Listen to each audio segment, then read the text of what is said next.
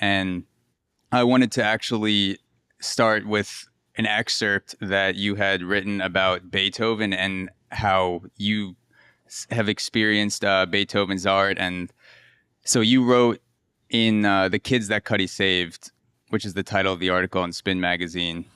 Shout out to Spin. You wrote that as Beethoven credits art as his reasoning from a fatal decision, perhaps it's much deeper than that. Maybe the power of music isn't just about how it makes us feel, but what it encourages us to ultimately understand. Can you explore the connection that you've felt with Beethoven, or that bridge that you saw between Beethoven and Kid Cudi that made you want to explore them in that same article? Well, funny enough, when I was exploring Kid Cudi's impact on culture and music with mental health awareness, I was just thinking like this is something that's not just a contemporary phenomenon. I'm like, this is something that's had to have happened before. Like this conversation, maybe in a different way, had to happen. And so I was researching, I came across Beethoven. I did remember hearing about Beethoven years back, how he suffered from depression and stuff, but I never dived as deep into it as I did this time. And when I did, I realized, wow, this person who is seen as one of the best composers of all time suffered with depression, suffered with suicidal thoughts, suffered with anxiety because of the fact that he had this ability to make music and he was gifted, but then he started losing his hearing. So he couldn't even hear the art he was making. Mm. And it made him very depressed, of course. It made him very, like, what's the point of living if I can't even experience the art I'm giving the world?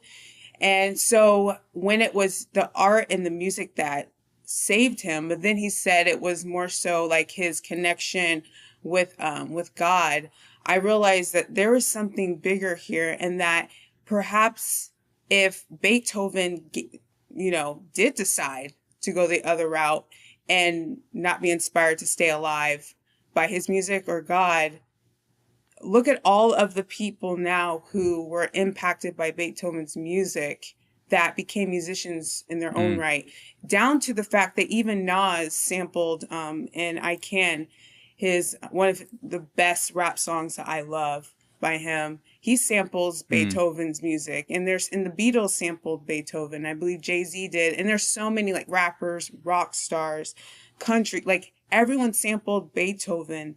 And I know Kid Cudi, I don't know if he sampled Beethoven, but he's talked about Beethoven and stuff. So all of these people inspired by this one man. And it was because of his choice to stay alive that he impacted the world, in a world that Mm. he has never even seen. And Kid Cudi had that same impact. Kid Cudi didn't even know by staying alive, he was inspiring other people to stay alive. Yeah, it seems like such a big accomplishment for Beethoven to just live a normal life, like an uneventful life with the cards that he was dealt, with going deaf, and then also living in the time period where if you had a mental health problem, if you were depressed, if you were anxious, there's no one really that you can talk to about it, because people were more in the mindset that if you're, experiencing something in line with anxieties or panic attacks, voices, things like that, it that was like witchcraft or just like this Hysteria. unknown shit. Yeah. Yeah, like you could be, uh like burnt alive, or, crucified, or like just like all this wild shit that people were doing back in the day to people who were expressing mental health problems. And the fact that he was losing his hearing and also is clearly, in the very least, mentally fatigued, and probably, maybe suffering from some sort of disorder like PTSD or anxiety disorder combination, like something too far outside of my expertise to speculate. He had both of those things he was dealing with, and then became, one of the greatest composers, if not the greatest composer of all time. Exactly. And I do believe in the piece I said he confided in his And his brothers, I don't know if it was like his actual brother or like if that was a figurative speech, like his brother, his friend, but it was in a Mm, letter. But even with that, like you're dealing with it in real time and you have to write it out in a letter and then you send it. You don't know if it even is going to get to the person. It's not going to come back right away. It's not like a text. Like now we have so much yeah. access to help. And he, one, like having the fear to say it because you don't know what someone will say, and then two, not immediate help. So there's a whole different element there that I found pretty fascinating too. So Yeah, getting left on red back then was way more intense than it is now. Like people get left on red for 4 minutes and they're like, my lose life is over. Back then, friendships. Yeah. back then you get left on red for 6 months. I went down to New Orleans late last year, around October last year, and there's so much mystery and dark magic about that city. And there are a lot of stories where people had to send letters, and you would wait months to hear back, and sometimes years to hear back in New Orleans. And there was one woman in particular that sent out a letter to her husband, and like a year later found out he just decided to leave or go off with some other woman, or in some cases the person would be dead. So it's like sending out a Mm, letter to someone and waiting to hear back must have been just a total mind fuck back then. definitely. I can't even, we can't Yeah. imagine that right now at all. Like we can't even No, go with 2 minutes literally. without Wi-Fi. Like that's everything. Exactly. Yeah. I rationalize my addiction to Wi-Fi because I'm doing podcasting, but in reality, I'm just using podcasting as an excuse to stay online to feed my addiction. Okay. Well, that's a good one. Yeah. Podcast never been. And it also, when I was reading your article, I was thinking about the fact that and this is just to me, but a lot of the characters that I read about in history, like human beings, but to me, they seem like characters because there's no video of them. There's no, like, there's not the level of detail that there is today where if a movie star or The Weeknd or something or Leonardo DiCaprio passes away, there's going to be all this film, all these photos, all this imagery of them left behind where you can really get a feel, like the person just feels real. And I caught myself thinking that, like, when I hear a name like Beethoven, I don't even attribute the fact that he had emotions and he was a human being and he dealt with breakups and anxieties and all this shit, because he's so far back that to me, he's just like a name that I should know. And I'm Hmm. reading this stuff about him that you wrote. And I also just started the Leonardo da Vinci uh, autobiography by Walter Isaacson, and just like all this detail about people's lives back then, even average people, like even if it was just someone who we don't talk about today, there was so much shit back then, and it seems like it's harder to connect to it. So that's also why I enjoyed reading the article, because it was a reminder that all the shit we're dealing with now also existed back then, Hmm. even more so to some degree. Yeah, I would say it was a reminder for me. It really conceptualized him as a human, like you were saying, humanized him in so many ways where I was just fascinated hearing, like researching and learning him. But it's funny that you talk about like Beethoven being a character, and it's true. Like people back then, like especially like people of greatness, are like synonymous with just being great. It's almost like Beethoven's a figure of speech more than a Mm, person. So yeah, that was fun to do, to really like see this was a human. Like even as great as he was a human, and it was inspiring too. So I'm glad mm. that translated, because that's what I was hoping people got. Yeah, it definitely did, and it's weird to think about that when you become celebritized and you're someone in history like Beethoven, there's also this big aspect of dehumanization, because your name gets put in textbooks and you're in grade school, you have those, 4 or 5 bullet points about Beethoven's life, and you study all these characters throughout history, and their most remembered accomplishments, in a way, are the least human aspects about them, because no one can really relate to writing symphonies that way. Like, only a few people throughout history, and then all the other stuff that people deal with on a day-to-day basis is forgotten. So it's like this weird back and forth of the more famous you become, the less human you become in a lot of ways to the people who are going to read about you in the future. It's true. But I think that's why so many people love Kid Cudi. Because I think he's like lauded up on that platform of you're so famous, you're so great. And I think he continuously, purposely knocks himself off that pedestal. Mm. Like he's like refuses to be someone that's not seen as just like us. And I think that is why Beethoven and Kid Cudi align so much. Because like, let's just think if social media was back then, maybe Beethoven would have been one of those. Because he seemed to me like a humble person. Like, even though he was Mm. great, he seemed very humble to his art. Like, he didn't seem like he was the only one doing great things, even though people might say that. But he was just in love with it. And I think that Kid Cudi shares that same enjoyment and love with his art, but doesn't want people to think like he's now transcended into being some Yeah. type of famous god. So, Yeah, even the way he makes music, what he does, what Kid Cudi does is so incredible, and also, and I mean this as the utmost compliment to him, pedestrian. Like it feels like he's speaking and singing at the same time, where it's almost like you feel like you could do that. What Kid Cudi is doing on the mic, you feel like this is something attainable. But then, of course, when you go try it for yourself and you find out, oh, fuck, like the reason it feels so attainable is because he's done it for over ever. 10 years to make it seem easy. Mhm. Almost like stand-up comedy in a way. Stand-up comedy is such a pedestrian act. Like it's such a every man, every woman thing.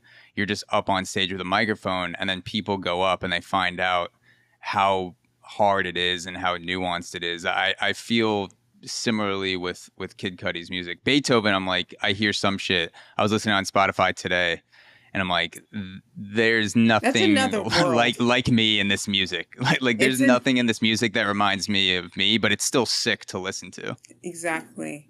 Um, and with Kid Cudi, yeah, like he is that type of relatability to him, but like even him humming is something that people know him for. But if all of us are humming, like when I do it, it don't matter. Like it's not. He has a specific thing, like gift, skill. And Mm. same for comedians like Dave Chappelle. It seems so easy because he seems like he's just, it's like a flawless thing. But it takes practice and yeah, got to have Did the you it. see did you see the speech that Dave Chappelle made about Jon Stewart at the Mark Yeah. Twain Awards? And he said he didn't prepare for it. And I'm like, you didn't prepare for this? And this was great. This was such a good If speech. if that is true, because he says it in the speech, and maybe it's part of the act of what he's doing. I guess you never know because there's so many levels, but assuming that he did not prepare at all for that, that may be one of the best examples of public speaking ever. Like off the top, characterization, storyline, callbacks, all in real time in your head without saying or like once. Just the way he Hmm. tied that story together, that may be the most masterful piece of public speaking I've ever seen. And again, like even if it was planned, that still doesn't take away from it for me. But the fact that he claims that it wasn't even makes it sit on that legendary stool a little bit more. Hmm. And it kind of spoke to his style of how he does stand up. Because when he does stand up, he always starts with something, and at the end, it usually is like a ribbon, and it just ends with the thing he started with. And I believe in the beginning, he talked about the Dave Chappelle show, like being the inception or like starting before Jon Stewart's late night show. And then he made a joke at the end, like, and I got the award, the Mark Twain Award before you did. Like just smart things like that. I'm just Yeah. like, he's so brilliant. Yeah, like mentioning that he was the lead in to the Daily Show, and then tying that together for the awards ceremony, saying that I won it before you. Hmm. I was just like, wow, that is fucking insane. Yeah, it's so good. Do you So do you try in your own writing and on your YouTube channel, of course, do you try to act like you're just talking to a person in casual conversation? Because I've always wondered what gives people like that sort of ease in talking or speaking. And I like the way you write. It comes off very easy and flowing to read. Do you think about I'm just like talking to someone like a friend, or I'm sitting on the couch or something like that? Yes, and I this is something I'm like, this is a skill I learned. Well, honestly, in grad school, I became like I sharpened my skills in simplification, because when I Mm, got my bachelor's, it's almost like I have my bachelor's in writing and literature, and it's like you want to come off so professional, and you want to come off like you know what you're talking about. So you might use certain colloquialisms and that maybe people don't even know about, or you might use $10 words, or just because you want people to take you seriously. But mm, within that, you can lose a whole half of your audience, because they might think you're pretentious. They might think you're trying to be haughty or whatever. And I realized when I was in grad school, specifically when I took, when I got accepted into Ta-Nehisi Coates' writing course, and there's only mm, 10 of us in there. And on it, I say this and it sounds cliche, but this course changed my life with writing. When he told us a whole lesson, but one thing he said that stuck with me was, don't do this to your reader, do this. Like mm, he's like, make sure that you are writing something that's enjoyable, that's beautiful, that gets them excited. And with that, you have to make sure they understand what you're saying.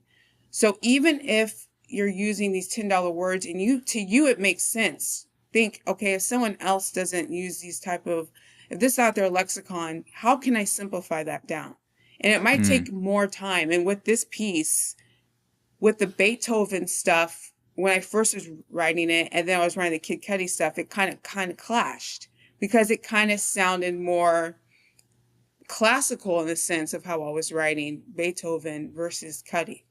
And I'm like, no, it mm, has to flow. All of it has to be seamless like this. I have to mm. bring this down a notch. I can't use this word to describe these sonnets that I need to simplify it down. And then I'm like, okay, here's a cool way of showing impact. Instead of just saying Beethoven's impact, find the songs that actually samples Beethoven. Find the artist so people are like, oh, dang, Nas, like everyone knows that Nas song, and then you connect. Someone might not even have connected. Like, oh, that was Beethoven. Oh, the Beatles did. So I Yeah. wanted to do that, but I always keep in mind to write a piece that I would want to read, and I want to read something Mm. fun and enjoyable, and something I would be excited to share with people. And I make sure that when I read it back, it's almost like, well, I've never made well, that's not true. I'm like, I've never made a song. I have written songs, but have they gone anywhere? No. But it's Yeah, almost kind of same. like, I have I've made songs that are very tragic and that I will not be linking to this podcast, but I can link to yours if you would like. I definitely want to hear that. I won't ruin your day with sharing you my music, but I love writing music and poetry or whatever. And that's what I see as essays or articles or whatever. It doesn't matter. It needs to sound beautiful. Like it needs to sound good. And I read everything aloud because I want to picture what the reader might be seeing. I want them to Mm. see the illustrations. I don't want to tell them. I want to show them with imagery certain things. Um, so yeah, I want to, all in all, I want my piece to be universally simplified, hopefully, so people get it. And I want it to be enjoyable and fun, Mm. no matter the So subject I'm writing about. yeah, so it sounds like you want to write something that excites yourself, but you're also thinking about the audience and how they're going to perceive that, and not wanting to waste their time, if that makes sense. Like you want Exactly. them to get something out of it. Exactly. because I can't. Yeah, and Coates also said that. He said, make sure every sentence has a purpose and that you're just not doing these filler paragraphs. He's like, because one, that's kind of condescending. It's like you're being like, trust me, like I'll get to the good part. He's like, no, everything should be a good part. He's like, you should, Mm, like, why should you tell them to stick around? Like, for what? Like, they can go and mm. listen to a podcast or listen to someone else. So, yeah, that's something I learned. I'm glad it's sticking with me, and it seems to be working. So, Yeah, that's so I'm sure you're familiar with the sort of sales format where you're supposed to hook people in and then you give them some information before, but it's you kind of bury the main message to where you want someone to read a certain amount. And I'm probably completely butchering this approach, but I've seen sales writing where someone's trying to get you to buy a product, and it always makes me feel too much like I'm being sold, so I mm, never really finish it. But then I also see writing, and I would definitely put your writing in this category where you're not getting to the main point right away, but you're also not just like hooking people in false hopes of like a huge payoff. Everything that you're saying to describe something has a purpose, and it's not to get you to read two more paragraphs or get you to stay on a page for 30 more seconds for ad dollars or something like that. Like it mm-hmm. seems like there's something so sleazy about sales writing, and they there it seems they're two sides of the same coin, like sales versus writing to get your attention. But I'm a big fan of writing that gets my attention that doesn't feel like I'm being sold something. Yeah, I understand what you're saying. Um, that type of writing I do see, and I can tell it right away. But yes, of course, the message that I was getting to was closer to the end, but it wasn't Mm, meant to trick anyone to be like, I'm going to make you read until the end. It was to make it that I needed all this information to show the impact of the end. Like, mm, I can tell you the end, but then, and I tell you the rest of the information, it's not going to hit. But it's like a good movie. Like, you got to set it up, and it's also something that's kind of entertainment for you, too. And it's just giving you more information to be like, okay, and this is why the point of this whole thing. So, yeah. How do you think about that process of wanting to be concise and having a message when you're speaking on your YouTube channel or you're having conversations with people? Because this is something I struggle with a lot, where I have this metronome in my head that's trying to keep a rhythm of speaking. And then I'm also worrying that the things I'm talking about now are wasting people's time in some way, or I'm not saying it as well as I could. And there's no really editing process in podcasting. I mean, if you want, you could go back and take things out, but it's going to take away context from the conversation. How do you think of that process when you're applying it to speaking?